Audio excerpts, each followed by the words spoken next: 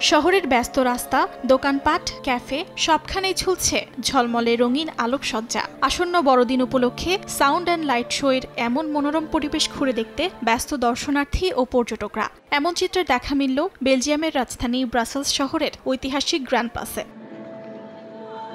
Grand প্লাসের কেন্দ্রে স্থাপন করা হয় ঐতিহ্যবাহী বড়দিনের বিশাল ক্রিসমাস ট্রি, যেটিকে ঘিরে সেলফি তোলেন দর্শনার্থীরা। পাশেই সাজানো হয় যিশুর জন্মকথা তুলে ধরা কাঠের প্রদর্শনী, যা প্রতি বছরই বড় আকর্ষণ হয়ে ওঠে পর্যটকদের জন্য। পাশাপাশি সিটি হলের সুউচ্চ টাওয়ার জুড়ে আয়োজন করা হয় 5 মিনিটের লাইট শো, যেখানে আলো, সুর আর রং বদলের বিশেষ ইফেক্ট মিলে তৈরি করছে এক দৃষ্টিনন্দন দৃশ্য।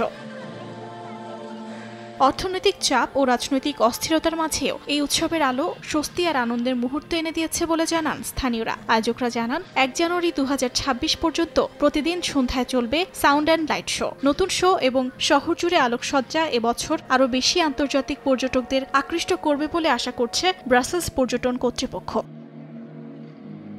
অর্চিতা শহীন, সময় সংবাদ।